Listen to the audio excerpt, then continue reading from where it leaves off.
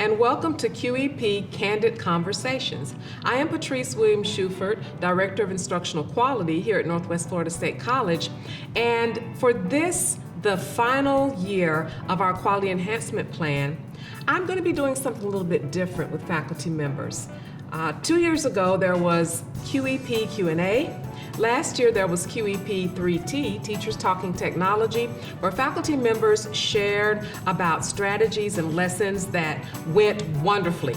But we all know that sometimes things don't go as they are planned. And so this year, because it's the final year, wanted to have some true, candid conversations about some times in our classes when things don't go as planned, strategies that we have an idea of don't follow through with execution like we think they will.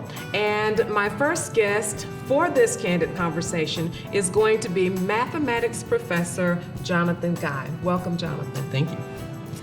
I think that I want to start out and be transparent and be honest with you, Jonathan, about a particular time, and this was 2 semesters ago, where I was teaching Composition 2, had a wonderful group of students, different ages, different reasons for being in the class.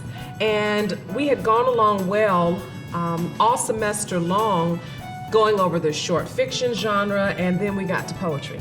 And when we got to poetry, like all English professors, I want these lively, robust discussions to happen about the works that we look at, and that did not happen.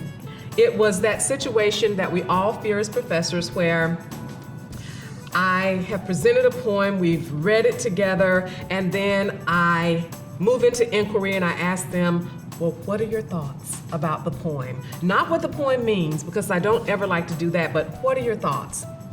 Crickets. And so one of the things that I always do as a professor is, honestly, after each class session, I reflect on what happened. Did things go well? Did they go horribly wrong, like in that particular situation?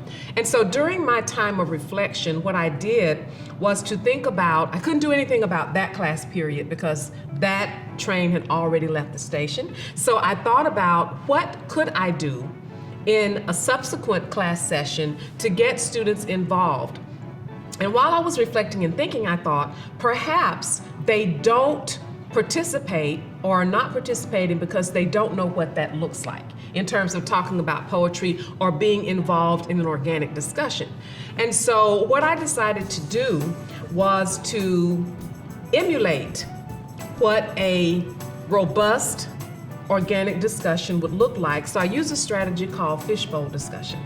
And I don't know how many people watching or listening have ever used that strategy before, but the way the fishbowl discussion goes is that I literally sat up front with one of my students who volunteered. I explained to them what we were going to do, and they looked a little bit excited, so I was glad about that.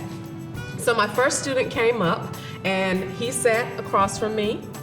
We read together a poem that he had not seen before, I had not seen in a really long time, honestly, and we had a really authentic discussion about the poem.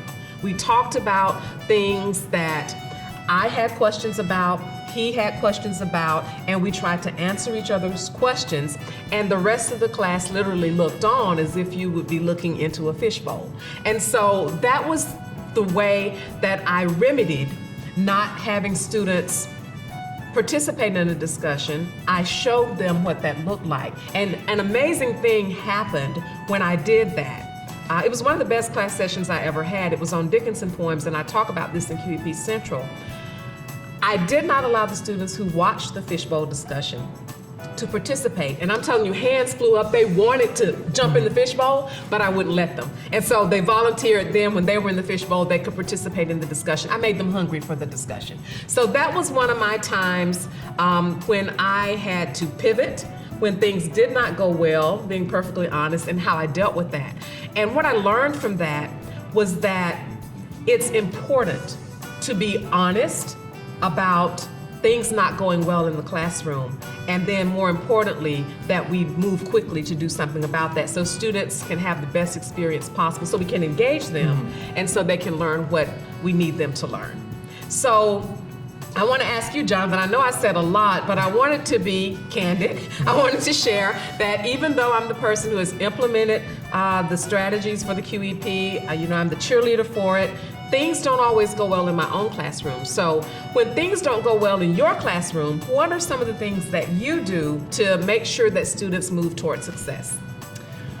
Well, sometimes when I ask questions, students, crickets, like you said, they say nothing back. So sometimes I might make it an easier question. Okay. So then they might feel more comfortable approaching it with an answer. Or maybe I might hop back in the notes, pull up that definition that they missed, or the theorem that they missed, and then repose the question, because that makes it easier. I like that. I like that. And honestly, what that is, Jonathan, I know everyone listening and watching here at the institution knows that we have that glossary of 15 active engaged learning strategies. And one of the ones that we've all had the experience of not being able to put our finger on is recounting to detect. And what you just described is just that. You had them go back to their notes, or you reiterated what a definition was. You had them to recollect what it was in order to figure things out on their own when they got to a place where they were stuck or that no one responded. So I love that. Are there any other things that you do when things don't go well, or can you think of a time when things didn't go well? I think the fishbowl aspect really helps in my class when I do my group projects and having students work together, because then they can sometimes hear when I'm talking to other students what might be a good approach. Where was that in the notes? Okay. They're kind of a silent observer, and they get to see it play out with you interacting with other students, and then they may not even have to ask you. They're like, oh, okay, I see, right? Right. Okay, very good. Do you have favorite strategies that you like to implement, whether they've gone well or didn't go so well? Do you have favorite strategies? My favorite strategy to apply is group projects. I love having students work together. They'll talk to each other. They'll even try out other strategies on each other. They'll interview each other. They'll ask each other very direct questions because they know the answer. And that's so beneficial to students, just having them state what I'm stating, because then they're learning it more. The other students learning it because they're hearing it again from someone else's perspective. Absolutely. And I think a part of being candid, if we can be honest with ourselves as professors, is saying that sometimes our students learn better from each other than they learn from us. Yeah. Yeah, and it takes a brave heart to admit that, because we want to think we're the keepers of knowledge, that we go in and we have the strategy, we have the content, we have the plan, and it's going to execute wonderfully, and then it doesn't. Yeah. And then what we can do about that. So sometimes, like when I interview people, like they'll panic and not want to say anything. Yes. But when another student is interviewing them and they ask them a simple question, it's like, oh, I know this answer. Do you want to share anything else? Or you feel like you've been candid enough? I want to thank you so much. I think I've been candid enough. Thank you. I want to thank you so much, Jonathan, for sharing. I really do hope that this brief conversation gave someone an idea, confirmation that it's okay for things not to always go well, because they won't. We have to be honest with ourselves about that. That we talked about some things you can do when things don't go as planned, which is often, if we're honest with ourselves.